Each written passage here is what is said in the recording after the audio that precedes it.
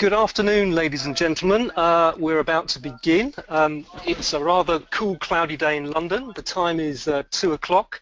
My name is John Mitchell, and I'd like to welcome you to our webinar, which gives us all an opportunity to present and discuss the most important things that came out of the Global Forum, and also to get a better idea of the process that is leading up to the World Humanitarian Summit in Istanbul next year.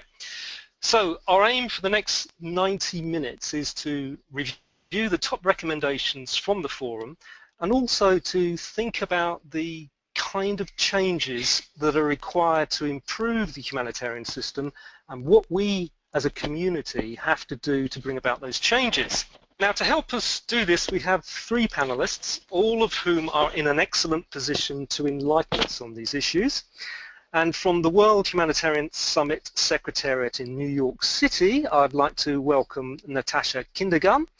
And from the ALNAP Secretariat here in London, I'm joined by Paul Knox-Clarke and Alice Obrecht, both of whom indeed wrote the 7 briefing papers for this meeting, for the forum itself. They also designed the event.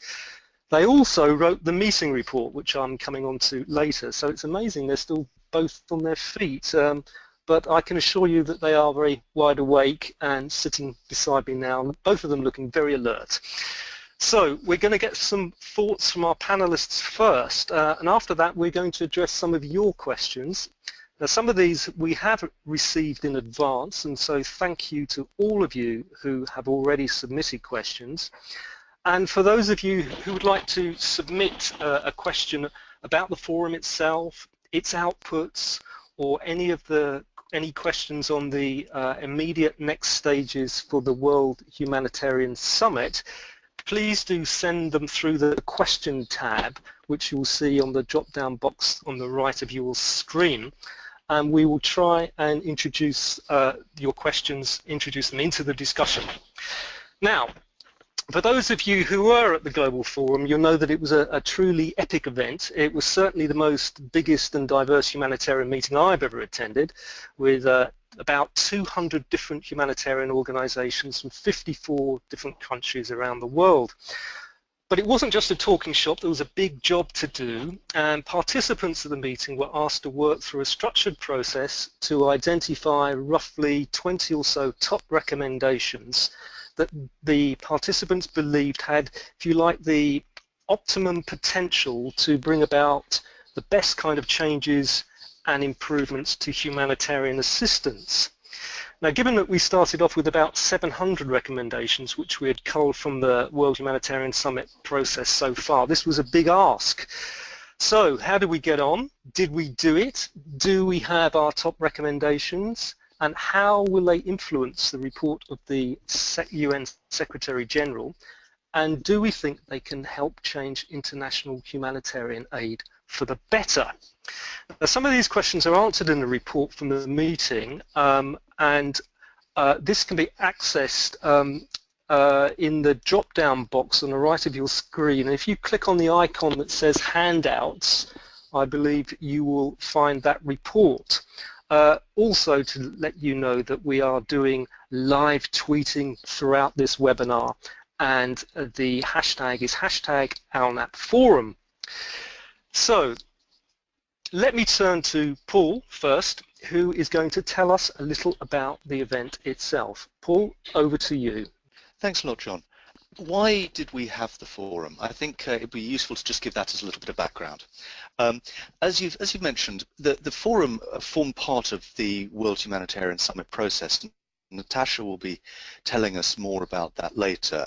And it was there to really look at a very specific element of improving humanitarian effectiveness, and that was how to make humanitarian action more adaptable to individual specific contexts, and also more flexible, to make the whole system, the machine if you like, more flexible, more able to work in very different contexts at the same time. So at the time that we started thinking with colleagues about how to design the forum, we were in a place where there were a very large number of recommendations for improving humanitarian action that had already been generated by the very successful consultation activities of the WHS process, the regional consultations and others, and also recommendations that have been generated by ALNAP members and by other humanitarian organizations who had produced, if you like, written submissions to the WHS process. And at the time we started thinking about this, there were about 500 recommendations. By the time we got within a couple of weeks of the forum, there were over 700, around 750 recommendations, which obviously was a very, very large number.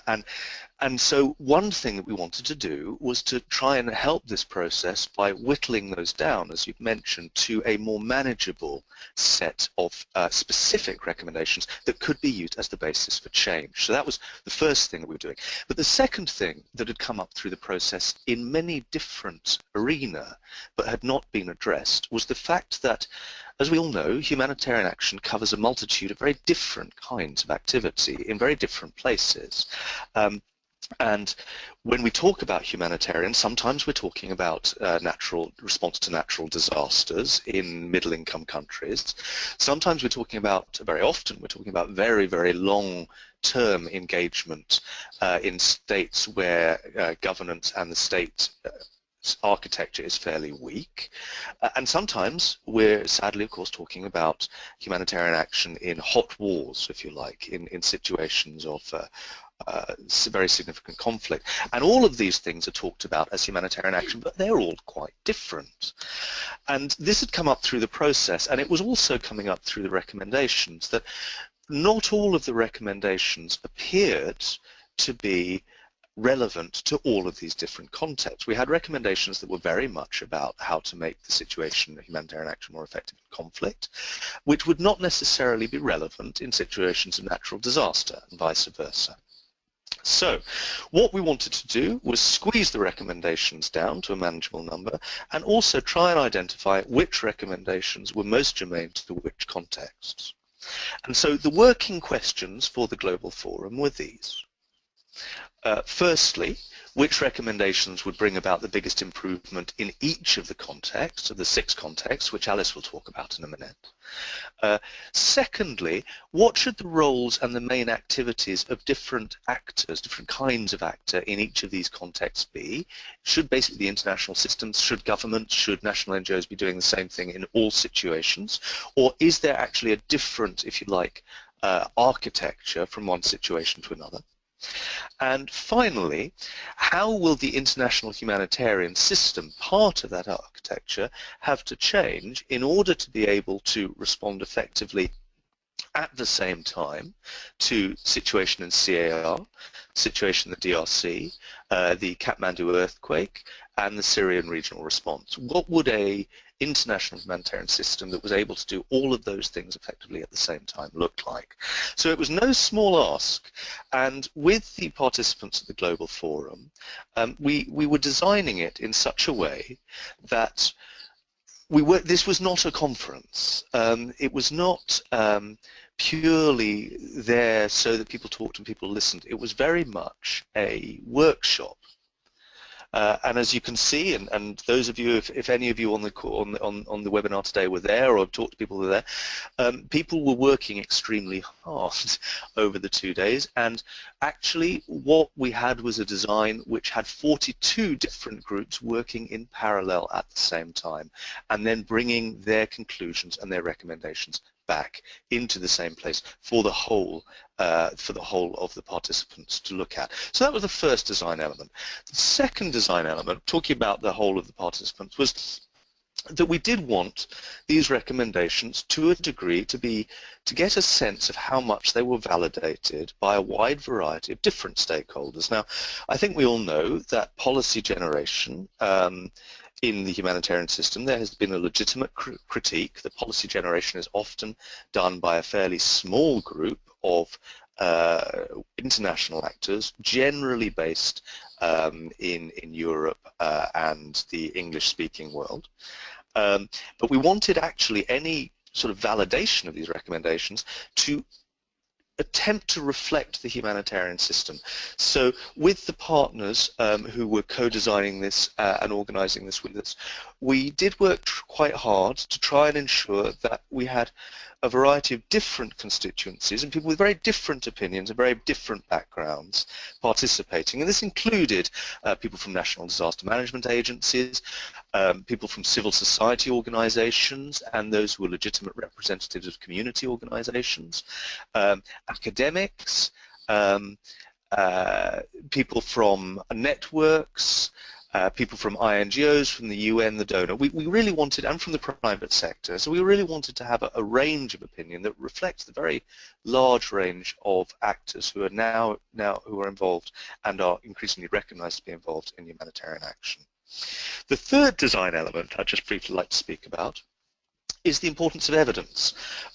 No one, I think, will be surprised, and no one, I think, will object to the idea that the recommendations needed to be based on the best sort of evidence available. So what we did before the meeting was we tried to, first of all, identify, and using very much the ALNAP Humanitarian Outcome State of the System report, which will be coming out in September, quick plug there, we tried to identify what actually is the situation globally with regard to humanitarian action. How good or bad is it? Where are the problems for which evidence exists? Where are the gaps for which evidence exists? And to write this up in these series of briefing papers. We also, and I think importantly, tried to take the evidence, if you like, of the situation and tie it to the recommendations that had already been made. So to say, look, we've got 750 recommendations here. Which of these recommendations are addressing which of these problems? So are these recommendations addressing problems that we know really exist? Or are there problems, on the other hand, that we know that really exist, which are not addressed by the recommendations? And so this was, if you like, this was the background work that we did and the participants did.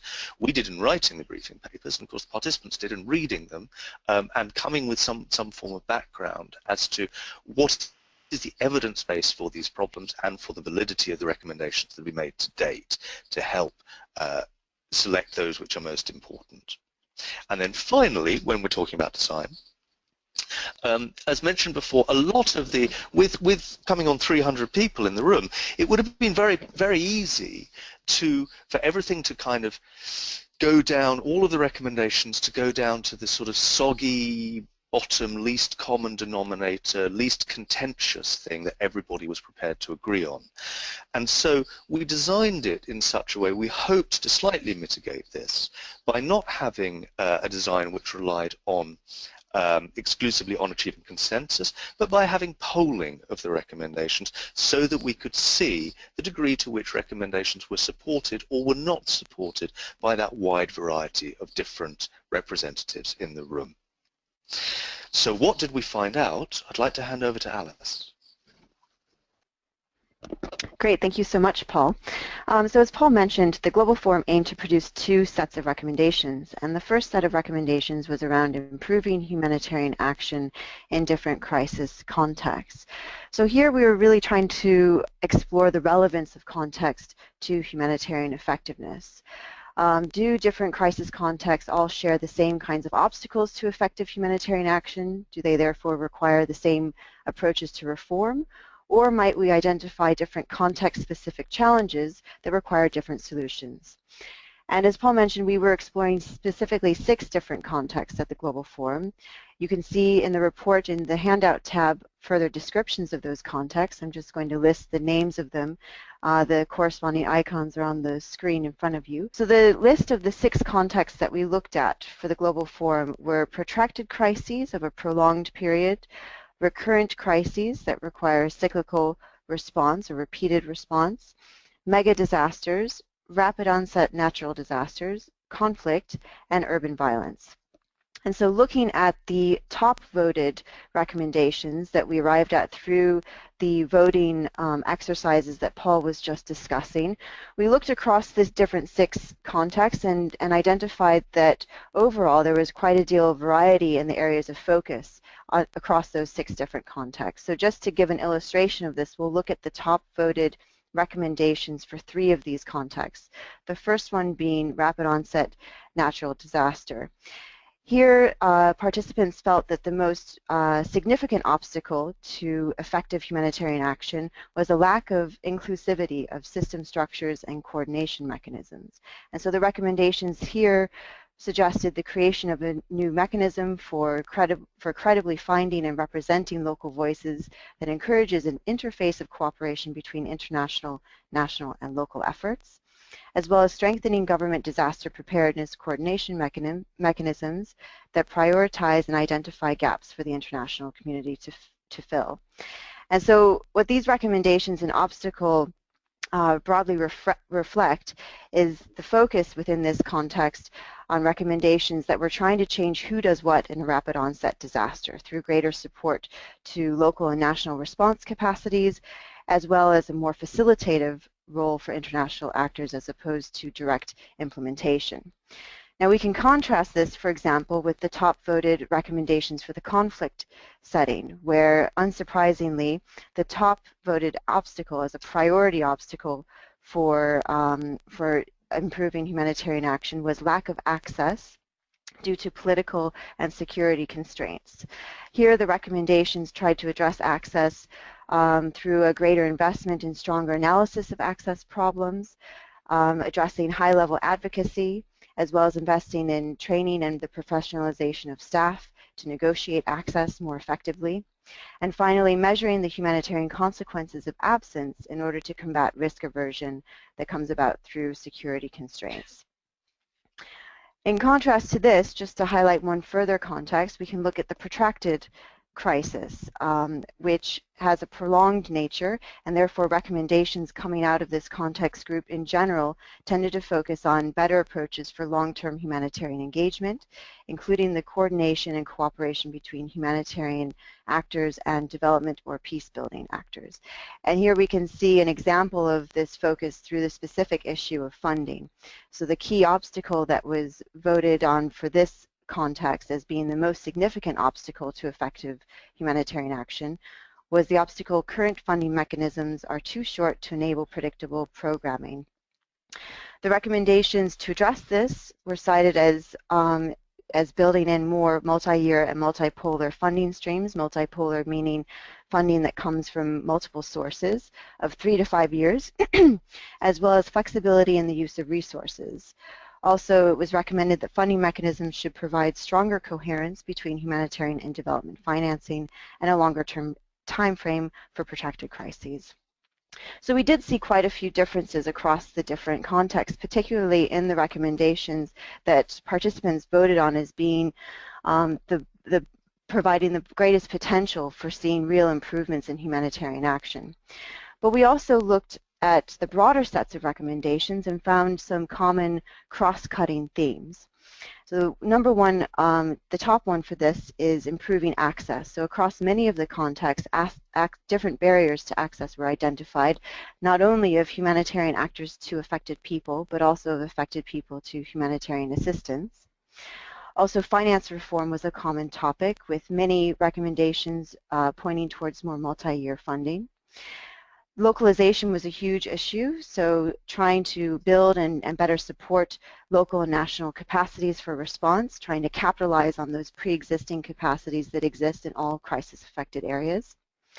Similarly, supporting the agency of affected people was a common theme. Many contexts highlighted as a key obstacle to effective humanitarian action the supply-side solutions of humanitarian organizations and the continuing lack of accountability for poor programming and continuing lack of accountability for poor engagement with affected people. And so there was a concerted focus on recommendations across all contexts to enhance the agency of affected people. Mandate and structural reform was a key issue as well. Many contexts included or focused on obstacles that referred to the inefficiencies that stem from the mandates and structures of international actors. However, interestingly, most of the recommendations stopped short of providing specifics on how these inefficiencies could be addressed, and that touches on a point we'll return to later regarding mandate reform. And then finally, one of the common cross-cutting themes was context specificity. this might seem odd to bring up context specificity as a common theme across multiple contexts, but what we mean by this here is the need to develop a strong understanding and a specific approach to each individual response as opposed to a context type. So recommendations across all 6 context groups reflected the view that the best way to address context is actually through more sophisticated tools and practices that help humanitarians understand the specific responses that they are engaged in, and to create tailored plans for each individual crisis. So overall, pulling back from this, what we found is that context is important, both in terms of broad themes across different context types, but also it's fundamentally important at the level of individual responses. So given that we found that context is important, how do we create a more flexible international system? Well, this was the focus of the second set of recommendations, where we asked participants to consider how to make the following 5 elements of the international humanitarian system more flexible and more able to address the needs of different contexts. And these elements were financing, governance, staffing and skills, programming, and information and knowledge management. So looking at those recommendations now, the top recommendation for finance was around enhancing funding to local and national actors. And this one reads, institutional, private sector, and national donors should increase direct access to flexible and fast funding for frontline workers and national and local actors to X% by year in areas of comparative advantage, with accompanying targets for investment in capacity building. Tools would include pre-vetting, competitive bids for managing funds rather than the UN, and independent results evaluations. And so this received quite strong support of 51% amongst the participants. Moving to governance, this was overall the most popular recommendation we polled on creating a more flexible international system. This recommendation calls for a more collaborative, complementary system with fewer agency overlaps, duplications, and gaps. The SG should call for a reform of UN agency mandates and roles to better meet core humanitarian needs of affected people, and this received 71.7% of strong support from the participants at the Global Forum. Moving to staffing and skills, this recommendation focused around the need to create more opportunities for training. It says everyone who is providing humanitarian assistance should have the necessary training to do their job. Those with current training capacity should open their training opportunities to others. This recommendation received a mean total of 4.3, with 49.7% providing strong support. In terms of programming, the top voted recommendation here was around creating more incentives for communication within and between organizations, particularly amongst donors and UN agencies. It calls for reciprocal learning and devolved decision-making authority for greater ability to continuously identify and respond to shifting multidimensional realities, needs, and priorities of affected communities. And then finally, around knowledge and information management, many of these recommendations focus on the creation of new platforms and portals for sharing information, managing data. The top-rated recommendation for this group asked that all humanitarian assistance proposals to incorporate lessons learned and have donor funding be conditional on this. The humanitarian system will support a mega portal or repository of crowdsourced knowledge responses, which will comprise of untapped southern and northern community resources and academic institutions. So those recommendations just provide a flavor of what were considered to be the priority recommendations, both for improving humanitarian action in different crisis contexts, as well as recommendations for making the international system more adaptable and more flexible in order to support that improved humanitarian action. And for more detail, obviously you can see the report, and happy to explore this further in discussion. Paul, Alice, thank you so much for that. There's a huge amount of information to digest here, so let's just take a quick breath. I think Paul has given us a description, very good description of the event itself, the complex design, all the different moving parts, the diverse representation at the meeting, and the fact that it was based on evidence. And Alice, of course, has given us a lot more detail on different kinds of contexts and the top recommendations from each context, and also the top recommendations about how to make the system more flexible and adaptable. We're going to have a discussion pretty soon, but before we do, I'd like to move across the Atlantic Ocean to New York City to Natasha. And I was hoping, Natasha, that, you know, from your point of view, sitting in the Secretariat of the World Humanitarian Summit, could you tell us a bit, in terms of the big picture, what this global forum meant to you, what the consultation is about, and what you hope from the World Humanitarian Summit Secretariat to achieve with it? Natasha, over to you. Okay. Thank you so much, John, Paul, and Alice, and of course the whole ALNAP team. I must say we were really impressed with this consultation, and we know how much work went into it. I also might add that I really loved the fact that before participants could really start the discussions, they all had to take some time to read the excellent background papers, which I think made for much more informed discussions. So I'd like to just say that, you know, this consultation was really hugely helpful in a number of ways. Obviously, it came at a really good time, sort of a year deep into, you know, the regional consultations we'd had, and really so much work had gone into the preparation for the Global Forum based on a lot of the recommendations that had been coming through the consultation process for the past year. So it was really helpful for us. This wasn't a start-over consultation, but really built on a lot of work that had been done over the year, and it's such a good iterative process. I think, you know, I'd like to spend a few minutes to talk about, you know, how we will be using the Global Forum results and the other results of the consultation sort of in the next milestones leading up to the summit next May. So I would say that this report, this consultation, will carry some really good weight in the process that we're undergoing right now, where we're synthesizing all the findings that are coming in through the consultation process into a synthesis report, which we aim to have sort of a rough draft done by the end of August, and then a final draft coming out at the end of September. And this synthesis report really has two main aims. One is to really present the major findings from the consultation process in sort of the most transparent way that we can.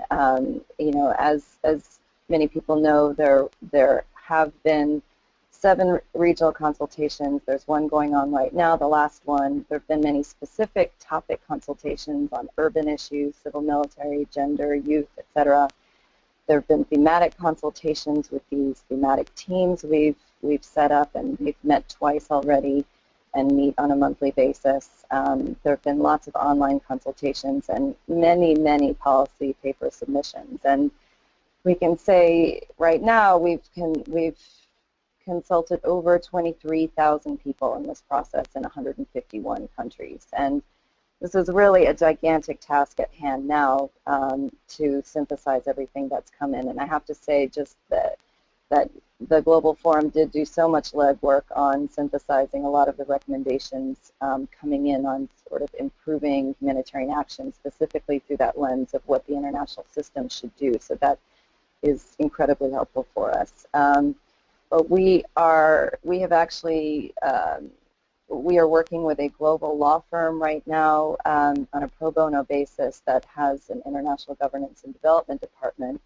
The law firm's called Linklaters, and they have created a really gigantic database for us for all of these submissions. So every single policy paper, online discussion, quote, these are all tagged in this giant database to help us really shift through just huge amounts of data coming in. And of course, we still have this final regional consultation going on right now, and we are still receiving many policy submissions before the final deadline at the end of this week, July 31st. So a huge task at hand to synthesize this and really truly reflect what has been coming out from all the regions and globally. Now, the synthesis report will also outline major areas for action. So it will try to, distill everything into maybe 5 or 6 big takeaway areas. And one of those areas will be on really focusing on changing or adapting the international system. So that's really where the Global Forum adds so much value to this process. This report we're drafting it, we're aiming to have it done by the end of August so that we can use it as a basis for discussion of the next major milestone in the summit, which is the 3rd thematic consultation that we're having in Berlin from 9 to 11 September. And this is where all the thematic team members that have been working with us for over a year and several other experts, about a group of about 100 people total, will be going through these main findings in the draft synthesis report and discuss really ways to take these areas forward, particularly through the global consultation in Geneva from 14 to 16 October. So that the synthesis report will be the main background document for that consultation. There will be some sort of executive summary that will be easier to digest for participants. But that forum will be our largest to date consultation, aiming to have about 900 participants, half of whom will be coming from member states. And this consultation over the 3 days will really be focused on these 5 or 6 major areas for action, and the focus is really to start really garnering political support for some transformational actions. Following this consultation, the next really major milestone will be the issuance of the UN Secretary General's report for the summit late in 2015 or early 2016. And this report will outline the vision for the summit and really the top-line priority recommendations. And this report will be drawing from the whole WHS consultation process, in particular the global consultation, but also from other big change processes going on so far and this year going forward, such as obviously the SDGs, the Sendai framework, climate change discussions, the high-level panel on humanitarian financing, the Red Cross Red Crescent quadrennial conference. I mean, it will really situate humanitarian action within sort of the broader global agenda. And then as for the summit itself in May, it's going to be a platform for heads of state and government and leaders from civil society, the private sector, crisis-affected communities, and international humanitarian organizations to really take a moment to announce how they intend to act on the priority areas laid out in the synthesis and SG reports. And the summit will have a outcome document of some sort. The parameters of that are still being worked out, but it will be a document for really taking things forward. As many of you know, the summit is not the end of this consultation process. It's sort of a midpoint, I would say, where we're bringing priority action areas to the summit itself, but then having a plan of action to really implement those recommendations and monitor their implementation and really set up an accountability framework for taking those forward. So thanks very much. Really, ALNAP, I have to say this is, it's been such an incredible piece of work, and we're very much looking forward to putting it in our database today. Thank you. Natasha, thank you so much for helping us join up some of the dots in this huge process. I guess that never before in the history of humanitarianism has so much data and information been generated. I'm glad you've got some kind of giant database to be able to hold all of that. And we wish you luck, of course, in distilling all of this down and synthesizing it. It sounds like a massive task. I'm going to put some of our panelists on the spot a little bit here now, because so many themes came out of this forum, so many issues, and I think I'm going to turn to Alice first and really ask her. Alice probably has a closer view to the data and information that's coming out of all these processes than anyone I can think of off the top of my head. Alice, what's the most interesting theme for you that came out of the forum? Over to you, please tell us. Well, John, I think one of the things that I found most interesting passing from one context room to the next in the discussions was the discussion around this relationship between humanitarian actors and the actors who are dealing with the underlying causes for crisis, namely development actors and peace-building actors. And this was a common theme across many of the contexts, trying to work out what that appropriate boundary should be, but of course particularly strong in the protracted and the recurrent rooms. And I think, you know, in terms of the Global Forum addressing this issue, it's certainly not a new issue, but a few things that struck me from those conversations were, in the first place, that we don't have to have everyone agreeing on the same relationship between humanitarian actors and development or peacekeeping actors, but to have that discussion around what the different distinctions are. Is it a practical distinction between these two areas of activity? Is it a value-based distinction? I think having that discussion continuously and really openly is really important. I think it surprised me actually to some degree to see people who have been, you know, working in the field in this area for so long, decades of experience, and in the room you still find very different definitions of what humanitarian means, with some thinking that it's about short-term assistance and others thinking that it's about the particular type of vulnerability or harm that humanitarian assistance is responding to. And then finally on that topic, I think a message that came out quite strongly, and I know has been strongly coming out in other places around the WHS process, is the real need to engage these actors, development and peace-building actors, in that conversation about what the relationship is, what the distinction is based on.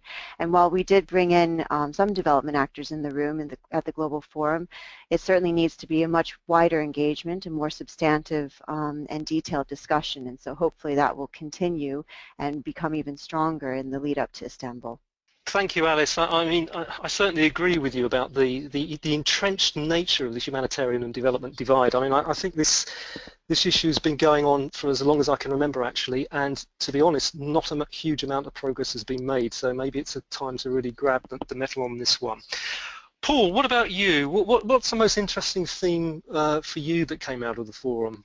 Thanks, John. I mean, I think one thing that was consistently being discussed over the course of the 2 days, and again, it wasn't a new thing, but it was interesting to me, was the overall discussion about increased national ownership and responsibility in humanitarian action and the relative roles of international and national actors.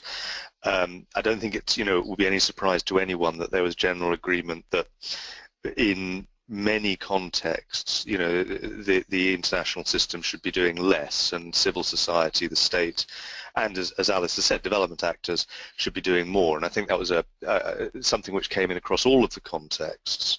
And it was interesting to see how much that came in actually not only in discussions around natural disasters, where this has been it's a trope, it's something that's been discussed a lot, but also in the discussions around conflict emergencies as well, where there was a very strong sense that civil society should be assisted to do more and should be supported and given protection to do more, but also a very strong sense that the state should be doing more as well, and that to avoid the fact that the state was an actor in a conflict, of course, doesn't mean that they can avoid their responsibilities to the civilian population. So it was interesting, first of all, to see that discussion encompassed all the contexts.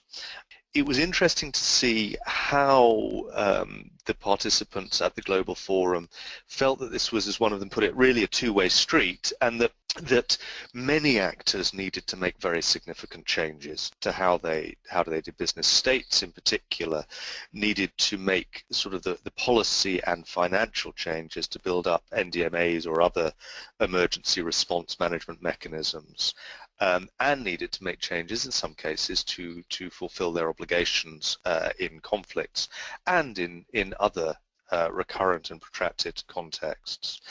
As Alice has said, development actors need to be more involved, particularly in fragile states and in protracted conditions. So there was a lot of discussion about, what different actors, not just the internationals, needed to do. The discussion around the internationals were very interesting because, of course, the policy framework is fairly clear that internationals should be working on a system of subsidiarity. They shouldn't be running in currently, we shouldn't be running in currently and doing things which can be done as well or better by civil society and by the state, but it is happening. So the question really becomes, how do you move, what are the incentives that are creating a situation where internationals run in now? What are the incentives that mean that it's almost impossible, say, for a UK NGO to say, no, we're not going to go there, we're not going to go to this natural disaster because we think it's covered? And what could be done about those incentives? So that I think is a very interesting and important area, to go beyond just saying, well, we shouldn't do it, to saying, well, actually, there are reasons why it's happening, and we need to tackle those underlying reasons. And then one final thing that I felt was very interesting about the subsidiarity and localization discussions was the dawning recognition that if international actors, there were two different messages here. One was very largely that international actors should be withdrawing from many, many responses. And where they're present in these responses, they should only be doing very specialist tasks, not general response and protection. But there was also the sense that the international actors are, if you like, the last line of defense, and they should be there to provide surge capacity. And I'd be very, very interested to see how, as this discussion comes to sort of fruition, those two slightly irreconcilable objectives can be addressed, because you're going to, if the international system is simultaneously meant to do less, but is also meant to be competent to do much, much more in big emergencies, how is that surge capacity maintained? I think the question came up. I'm not sure we got the answer. Paul, thank you very much.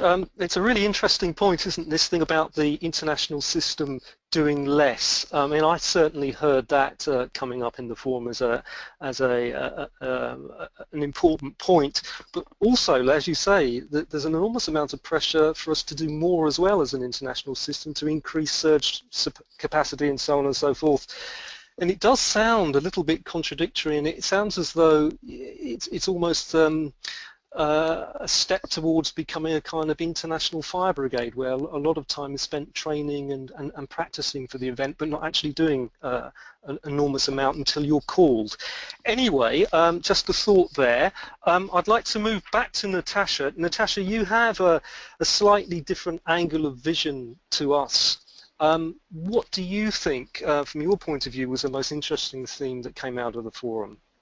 Thanks, John. I think I have some similar thoughts to what Paul touched on, in that it was really quite astounding how much of the discussion was on really the need to really understand basically each local context. I think there was some focus obviously on understanding sort of the differences of the different context types, but I felt like the discussions kept on gearing towards really knowing the specifics of each local context, and what that really meant for the international system was, really to move much more, support towards localization, building capacity of local actors, funding local actors, really across all of the different contexts. I mean, when Alice just went through some of the main recommendations in the different contexts, a lot of those top-line recommendations were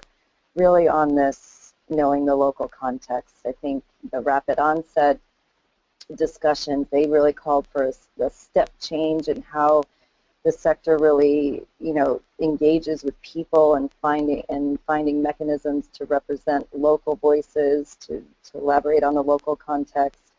I think, the conflict discussion access was huge, but there was also a big push to, build on local expertise, support capacity building and funding of local actors, and so on. I think the recurrent and protracted discussions, so much was on funding to local actors as really a key way for making humanitarian action more effective. And I don't know, I think it seems so obvious on the one hand, but on the other hand, I think it's really probably the area that the humanitarian sector, the humanitarian system has probably focused least on. I mean, when we look back at all of the reform efforts over the years, I mean, there's been a lot of, focus on leadership, on coordination, on funding, some on accountability to affected people, but really not this serious drive to really help localize response. And there were some really interesting points being made by a lot of participants. People saying things like the international system must surrender some of its power, and I really think this was a huge takeaway from this consultation, and it's really something that has been echoed in all of the regional consultations strongly. Just this call out there to be really serious about changing the power dynamics, really, to move past this rhetoric of people being at the center, but really, moving the system towards helping people help themselves and moving away from sort of a paternalistic aid system, if you will. So I think if the summit can achieve action or, mindset change in this area alone, I think that would be really pretty incredibly transformational. Natasha, thank you very much for that. I was wondering, as you were speaking there, I'm not sure if it surprised me, but it certainly interested me, and I wonder if it's related to what you've just said about changing power dynamics. The most popular recommendation by far from the forum was to undertake this kind of reform. It sounded like a kind of root and branch reform of the UN, and 70% of the people at the forum voted that as a really great idea. At the time, I wondered why it was quite so popular, what kind of improvements people expected to come as a result of this, and maybe it's reflecting what you're saying there about the change in power dynamics in some way or other. But I would like to actually put this question to Alice, if I may. Alice, what did you make of that recommendation? Is it to do with different perceptions? What's going on there? Well, in terms of that particular recommendation, John, I do think that there is an element of different perceptions of mandate review and the value of mandate review, which I mentioned a few minutes ago when talking about some of the recommendations that came out from the first exercise, looking at how to improve humanitarian action in different contexts. But I think it also spoke more to me on how people are thinking about adaptability and flexibility of the system. I think a lot of the recommendations that came out around at the end of the Global Forum that we were trying to get to address the flexibility of international actors actually we're calling more for these kind of smaller improvements in international actors rather than large improvements in the first place. And in the second place, we're really focused around improving humanitarian action still rather than actually addressing the specific things that need to change to make international actors who move across multiple contexts more flexible. So I think one of the surprises that came out for me with the recommendations towards the end of the Global Forum was the focus on context specificity as opposed to or distinct from flexibility, and perhaps we could talk a bit more about that later. But just to also add as a point to that, that I think in general there were some challenges there around, and there are some broader challenges that connect to what Natasha was speaking about in terms of getting these real improvements, tangible improvements made, because people, I think, still find some of the concepts appealing and yet really grasp at straws when it comes to finding practical ways of, concrete ways of actually executing them. So when it comes to actually operationalizing these different ideas, flexibility being one example, it's very difficult to get down to a concrete level of reform. And so that was something that that connected to me in terms of that mandate review recommendation, that perhaps that's where people can kind of latch into, because there isn't a lot more of specific ideas about how to go about that. Alice, thank you. That's a really interesting answer. Paul, how do you read that recommendation? I think it says something very interesting about change in the system. I'm not entirely sure what that is, but I'd like to maybe just hear some thoughts anyway, having discussed it with various people after.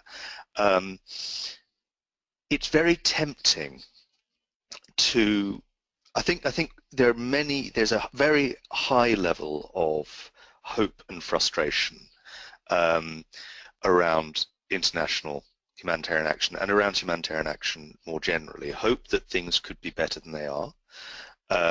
Frustration that that changes that we'd like to see haven't occurred over the last few years, and there's a desire, you know, if only there was a lever, if only there was a great big lever, transformational lever that we could pull that would make things better. What a wonderful thing that would be, you know, in terms of solving these problems. And it's true, this recommendation, as Alice mentioned, on paper, although it might be very different when one went into the specifics, could be doing a lot of different things. It could be addressing issues of coverage, it could be addressing issues of coordination and governance and leadership, it could be addressing the development humanitarian divide, depending on what that mandate review came up with and how the cake, which is cut up one way at the moment, was cut up in different ways. But when you actually get to the detail of how change happens, again, as Alice says, there was this standout transformational recommendation, and transformational recommendations, or the idea of a transformation, has we have seen this before after Rwanda, after the tsunami, the real desire to make things very, very different. And I think, and of course past performance is no indication of future growth, but I think that we don't have a fabulous record in doing transformation, in these huge, massive changes that fundamentally restructure humanitarian action.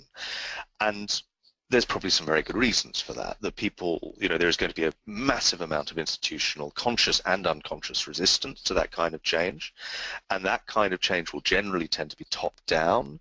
It will generally tend to be highly planned, and as soon as the world kind of gets in the way of the plan and things start going in different directions from those that were planned a few years ago, the external context changes and the transformation doesn't necessarily happen. So there's probably reasons why transformation is very difficult. But as Alice says, what I thought was also interesting about that recommendation was how it was an outlier. And the majority of the recommendations were not necessarily about these big transformational things. The majority of the recommendations were about the difficult to achieve but discrete changes to funding, to accountability and so on, which are not new, they're not blue sky, and they're not particularly exciting, but they are things that have been around for 5, 10, 15 years. And what's interesting about that, I think, is that we think about transformation and incremental change as two different opposing things, but of course they're not. Transformation is the result of a change, and incremental is the way change happens. They're describing different things, and we can see actually that transformations have happened in humanitarian aid through the complex interaction of many incremental changes around IT, around coordination mechanisms, around flexible funding. Humanitarian aid is very different from the way it was 10 years ago. So, sorry, that's a rather long-winded way of going around this, but I think that the message for me that came out of this about that recommendation was it's transformational. Many of the others weren't. They were perhaps what we think of as incremental. Many of those incremental changes were about things that have not happened but have been recommended for many years in the past. And if the World Humanitarian Summit was able to really bear down on those difficult but maybe smaller scale changes, the interrelationship, the changes that they would produce when taken together could themselves be transformational. Paul, that was great. For those of you who are listening to Paul just then, none of you will be surprised to hear that many years ago Paul ran his own consultancy company that specialised in organisational change. And so I think that's a basis for some of the very wise words we heard just there. Listen, just to let you know that your questions are coming in and we are compiling them here, and please do keep sending them. We are going to address them very, very shortly, so please keep them coming. Before we do that, I wanted to pick up on one point which Paul made, which was about this big transformational lever that he mentioned in a metaphorical sense. And I just wanted to ask Natasha to visualize this big transformational lever, because it may be that many people think that the World Humanitarian Summit Secretariat has a lever like that. And I wondered whether you did have a view, Natasha, on this thing about incremental or transformational change. There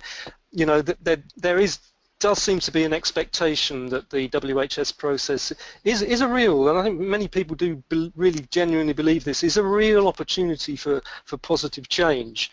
And you do hear some very big phrases like changing the dial and making sure that everything is bold and so on and so forth. And so I was wondering, from where you sat, how do you see this? How does it pan out from your point of view? Natasha, over to you.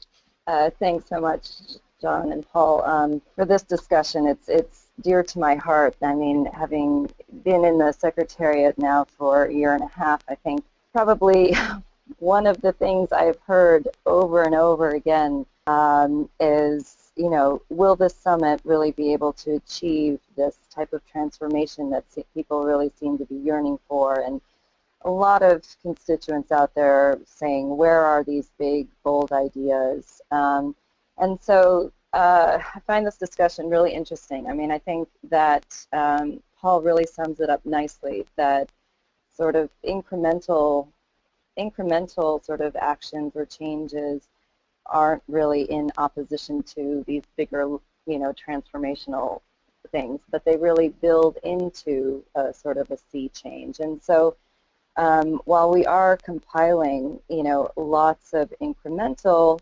really solid recommendations, we are seeing that they are adding up to something bigger. And I think in the summit process, this call for a serious mindset change to move away from supply-driven aid to really much more demand-driven, people-centered aid. I know it's been talked about a lot, but it really seems that, this is at the heart of every discussion, and people are really looking at how to change those, and maybe that's why there was so much enthusiasm for this mandate review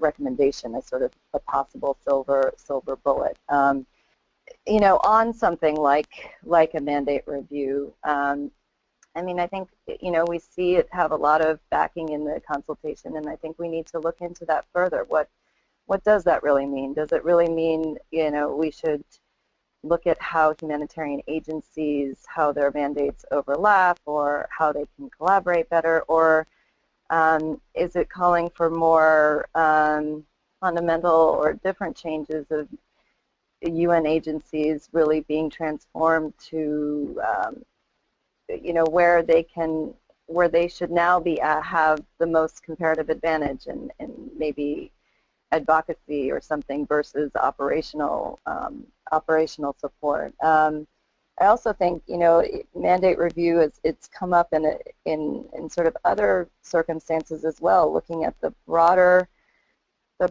way of how we address humanitarian need, that it should be more joined up among the development agencies, the peacekeeping sector, and really whether we're really looking at a larger reform process. And finally, I'd like to add too, I think there was a lot of clapping for perhaps reviewing UN agencies. And I'm probably biased here, working for one, obviously, but you know that you can't just reform sort of one piece of the puzzle. I mean, I think we'd have to look at, you know, really looking at the other actors, donors, member states who have the primary responsibility, you know, large international NGOs. I think it can't just be focusing on the UN system. So thanks. I really think the discussion on bold ideas is a very interesting one, and I think we are getting there. It just, people might not be seeing it as much, you know, focusing on wanting those silver bullets versus seeing sort of how the bigger picture is changing with incremental recommendations. Natasha, thanks so much for those reflections. You know, now I'm going to go to questions from the floor, questions that you have put in for us, and I'm going to go to the first question. Natasha, I'm going to stay with you if I may, and this question has been sent in by Kanika Jha. Now, Kanika, I'm sure I've mispronounced both your Christian name and your surname incorrectly. Please forgive me, but you work for 3IE, and inevitably you're asking the questions about evidence. I'm going to read it out. And Natasha, the question is this: how did the ALNAP Global Forum, and eventually how will the World Humanitarian Summit, look at the larger need for evidence to inform humanitarian action? Natasha, please. Okay, thanks, John. I think this question really ties into some of the discussion we've had already on just the need to really understand the local context much better. And I think the discussions in the Global Forum, they focused on the need for, I don't know, making much better use of existing data, joining up actors much more in analyzing that data, bringing in development actors, obviously bringing in much more local knowledge and local actors analysis. I think there were some recommendations for, you know, possibly having joint mechanisms or open data platforms, central repositories for data. So I think a lot of interesting discussions on that, and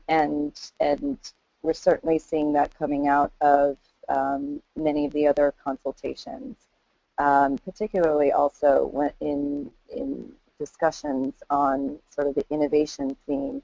I think building an evidence base, you know, using much more better tools and technology for gathering data and analyzing it, that's been a big issue under innovation, and where the system can really improve. I think we've also, on the evidence side, you know, there's also been a strong call for, you know, much better transparency in the sector, and I think particularly in sort of the area of funding, there have been a lot of calls for just really focusing on much more transparency and where funding is coming from, how it's being allocated. So evidence, yeah, I would say is quite an important topic for the summit, and really seen as an area where the international sector could really improve considerably. Thank you very much, Natasha. Paul, you've been leading ALNAP work on evidence. What's your take on this question? I'd back up everything that Natasha says there. I mean, it was a constant theme at the forum, the importance particularly of information about context, but also a variety of other assessment and monitoring type information that both the amount of it and the quality of it is not sufficient. The other thing I think that's important, and something that we tried to do, as I mentioned earlier on in this forum, is that the WHS process uses evidence to identify, there's no shortage of recommendations, there's no shortage of things that could be improved, and so uses the evidence to identify, as I know it is doing, what the really big issues that require a WHS to change are, and uses an evidential basis to a degree to sort of identify, to prioritize what should be different. The third thing I'd just mention as a reflection on the forum is that it's important to remember in any evidence discussion, though, that this is a values-based sector, and that decisions will not necessarily be evidence-based. They can be informed by evidence, but they will also be informed realistically by other things, by values and decisions that are based on values and principles, and we need to be realistic by decisions for many actors that are based on political considerations as well. And so, you know, if we take one example from the forum, which I thought was very interesting, when we were looking at the evidence, there's a fairly limited amount of evidence that suggests that national civil society is more efficient or more effective than internationals. I think there's more work being done on that now, but at the moment there's still, and in fact something has just come out from Oxfam US, which I'm looking forward to reading, but at the moment there's not a huge evidence base to say, you know, this is what we should do. But that doesn't mean that we shouldn't do it, because many people would make a values-based response and say, well, this is the right thing to do. And so we need to put evidence, to be very careful that we are using the best evidence available, but I think we also need to be realistic and understand that evidence is part of a decision-making process, and it doesn't drive, but hopefully can inform that process. Paul, thank you so much for that. I'm going to ask Alice a couple of questions now that have come in. One of them I think is a short answer, I hope so, and one might be a little bit longer. So the short answer question has been asked by Michelle Snow, and I believe that she works for USAID, and her question is, which context was Ebola in the context that you mentioned? The Ebola epidemic, which context was that in?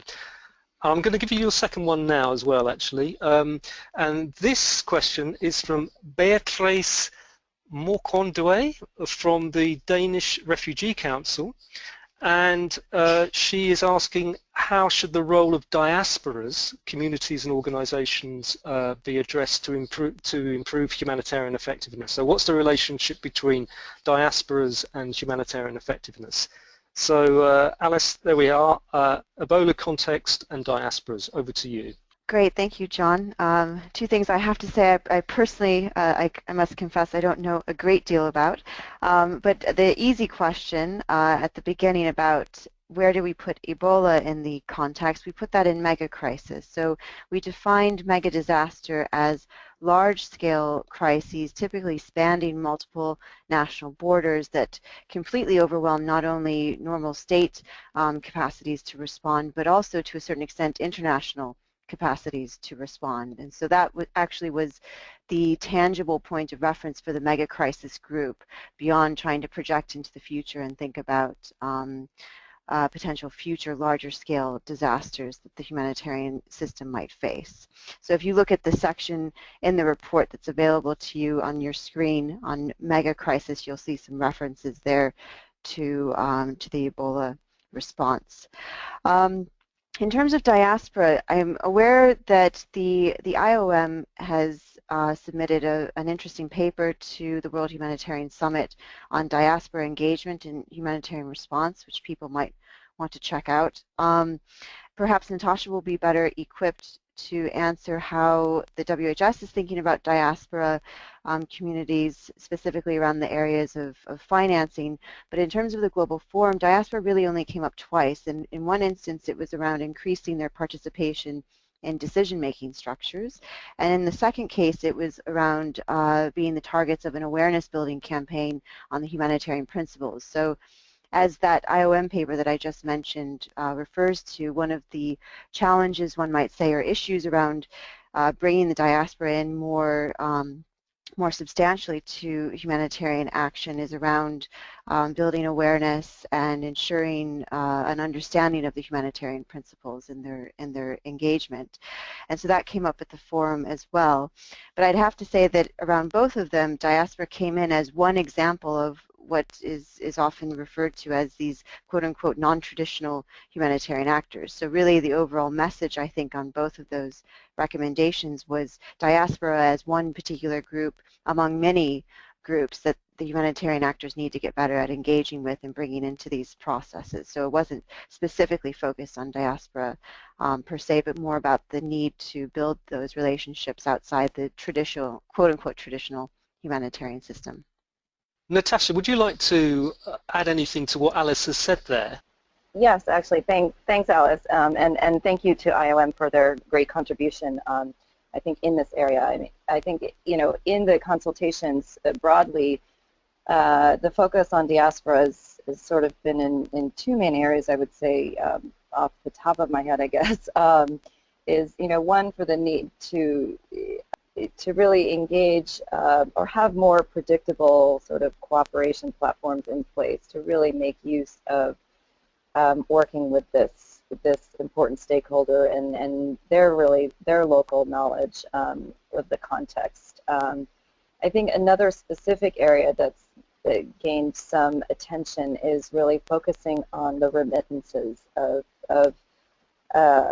diaspora. I think there's some big figure out there, something around 400 billion in remittances was made to developing countries, I think, in a recent year, and that's gigantic. And there's some focus in, perhaps looking to recommend reducing or suspending transaction costs of these remittances when they're coming sort of right in the immediate post-crisis period. So I think that's quite an interesting and specific recommendation coming out of the consultations. Thanks.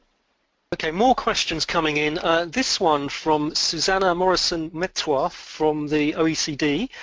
Paul, I'm going to address this question to you, if I may. And Susanna is asking, what will be the role of monitoring and evaluation systems, and in particular, independent evaluation systems in improving and learning from past experiences?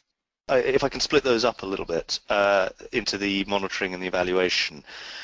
The monitoring is obviously very important, and I think, out of the forum and out of other consultations, it's a function which is, like many of these information functions, which is being underused, with specific regard to flexibility, but also to humanitarian effectiveness.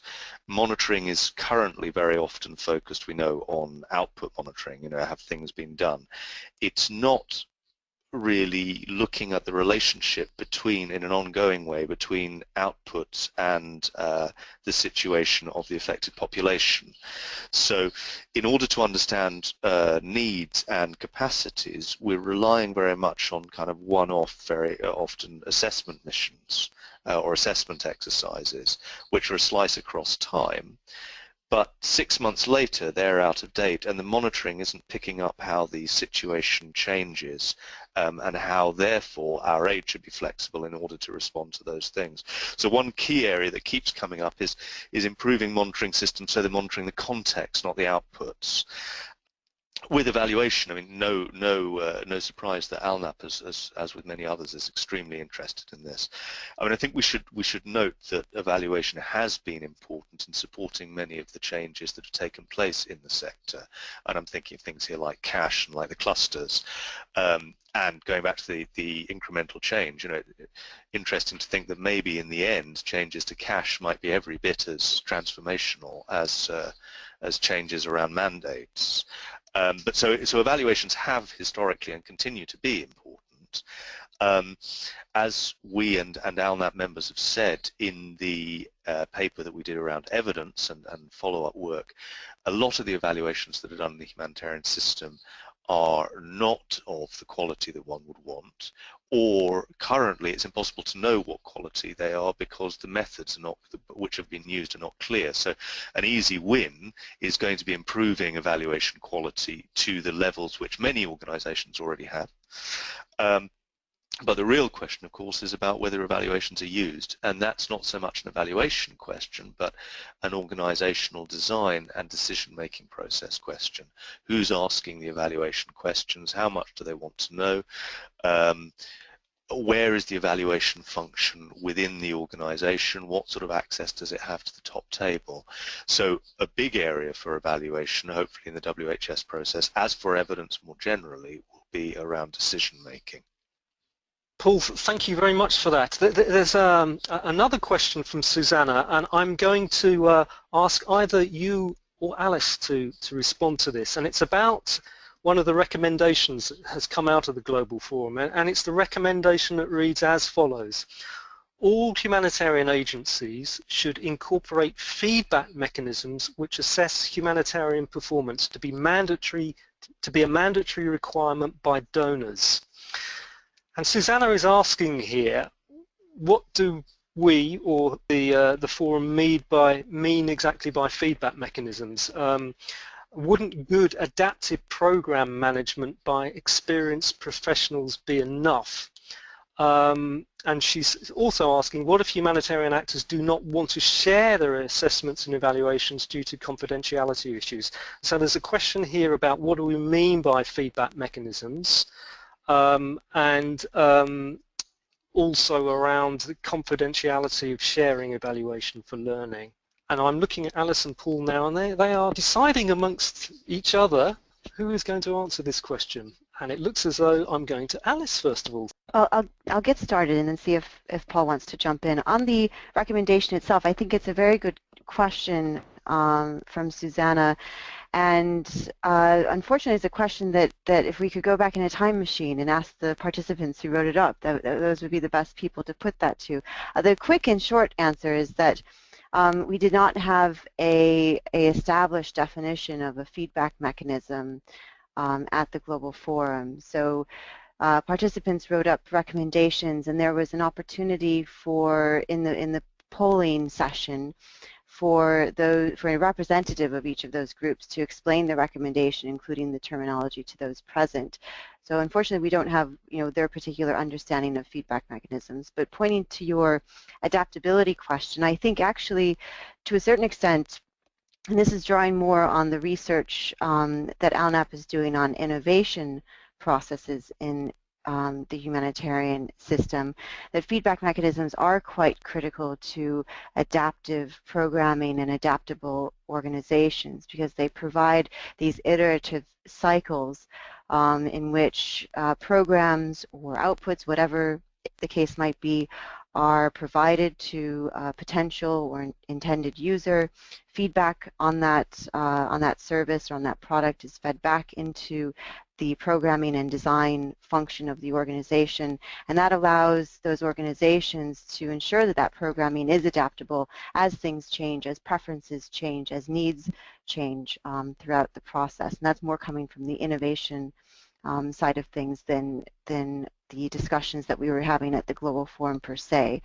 But I would have to say that also to point out where this recommendation is coming from, it was coming out of the context for the mega disaster. So to a certain extent, if any context could be expected to need that kind of more innovative, adaptable approach, it would be the mega disaster context, and that's where we did see a lot of recommendations that were really trying to push for new, totally new approaches that could really get humanitarians to think outside the box and to think in a more adaptive way, reach out and draw on new types of resources, new ways of doing things in order to respond to the fact that in a mega crisis you do have this overwhelming of existing capacities. So I hope that partially answers the question. And the second part I can't recall at the moment, but maybe Paul would be better to answer on that. I think I'm going to Paul to try and address that second part of the question. The issue of confidentiality, I think, thanks for asking that, because it's a, you know, it's a really, surely the bottom line is that international actors are holding funds in trust for extremely vulnerable, marginalized people in many cases, and that those funds have been donated by taxpayers and others in states. And so what's interesting about the system, and certainly this has been said many times, is to what is the right level of confidentiality? What are the rules here about what should be confidential and what should be transparent?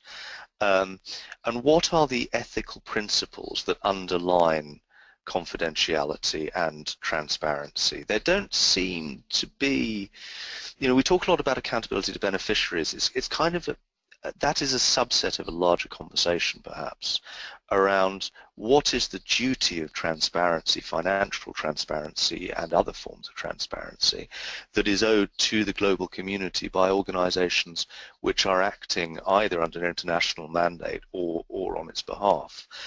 And I wonder if, you know, to add to the short list of things the forum is meant to achieve, if this broader question about where these lines should be drawn on the basis of ethics, it would be an interesting and important area going forward. Just quickly, if I may as well, on the feedback, you know, ALNAP has done quite a lot of work with ALNAP members on feedback mechanisms. And of course, you're quite right, there is, if you have informal feedback embedded in the way that programming is being done, there is not necessarily any reason to have a formalized feedback mechanism if it's just part of the way the programming is.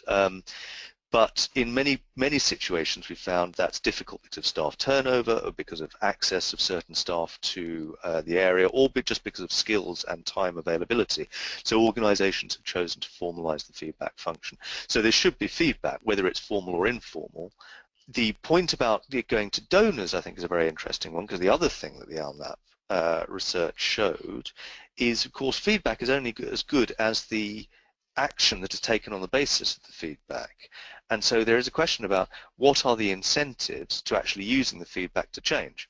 And if this were going to donors, I suppose a couple of arguments could be made. One is that there would be a fairly good incentive to use the feedback, and two, it might make an argument to donors as well to increase the flexibility of their funding and of programming, to allow changes to programs based on what affected people wanted to be taken into consideration. Well, we could talk at great length about all of those issues, but I'm afraid we don't have time. I'm looking at the clock and we are drawing to a close now, and I think it will be quite useful, if I may, if I could just ask our three panelists to close this up for us. I wonder if I could ask you to leave us with one final short thought that you'd like to share with us on the basis of the discussions that we've had now. So Natasha, can I go to you first of all over there in New York? Have you got one final thought that perhaps you would like to leave with us before we draw the meeting to a close? Gosh, it's hard. I have many thoughts, but I mean, I would say probably my main thought is that I really can't thank ALNAP enough for a very productive, impressive consultation that I think has really advanced our thinking within the Summit Secretariat, particularly in looking at recommendations for adapting the international system, but obviously also in other areas. a lot of good stuff also came out for local actors and national actors, and so it's just want to thank you for a very great piece of work. Thank you. Natasha, thank you. That's really kind of you. It's been great working with you too. Alice, any final reflection from you? Yeah, I think just going back to the issue of how difficult it can be to really think seriously and concretely about flexibility, but the need to continue thinking about that further as we lead up to the World Humanitarian Summit next year. I think a lot of the recommendations, as Natasha has just mentioned, they did really reiterate and reemphasize, and in some cases pointed new pathways to the localization of humanitarian action and assistance and increasing the space and power for local and national actors. But context, and while that's very helpful for creating approaches that are more context specific, for actors that continue and will always inevitably straddle multiple contexts, such as international actors, there really is that need to address the flexibility issue in greater detail in terms of how they can move across these contexts, not necessarily providing direct implementation in all cases, certainly not if the recommendations are any indication, but just providing different facilitating roles and how they can ensure that their approach to each particular context is tailored to those needs and to those specific actors. So that would be my final word on things that we could be looking forward to over the next few months. That's great. Thank you, Alice. Paul, it looks like you have the final word. Over to you. I'd like to continue with the theme of thanks, because the participants at the forum, it was really invigorating just to see the sort of level, the way that people were really engaging with these questions and really sort of trying to get to another level of conversation and another level of understanding of how things could be improved. And so thanks to them. The final thought I have, as difficult as this has been, and as I know the WHS process broadly has been, and in terms of the amount of work it's taken to get here, deciding, it strikes me that we're at a place where generally the picture of what needs to be different is emerging, and it's fairly consistent, and it is becoming a fairly common picture, and that's a great achievement because of the way that change is a social activity, and if everyone's kind of agreed or coming to agree on where we should be going, that's very important. But it's also less than half of the battle, because knowing where we want to get to and actually thinking through how changes are going to be achieved and how things that have maybe not happened over the last 20 years are going to happen now. What are the mechanics of creating these changes? What's the process by which change is going to happen? Is almost a bigger challenge now. So it will be very important and interesting to see how this process takes that forward. Perfect. Thank you, Paul. Ladies and gentlemen, please do check the reports on our website. You click on the icon that says handouts, and please do feel free to distribute that report, to circulate it to colleagues that may be interested. Also, just to say that a recording of this webinar will be available on the ALNAP website later on next week, I think I'm being told. So again, if any of your colleagues would be interested in listening to it, please do let them know. And it just remains for me to say thank you so much for being online with us for the last 90 minutes. I hope you've enjoyed it. I hope you found it interesting, and I hope we see you again or hear from you again at the next ALNAP webinar. Thanks so much, everybody.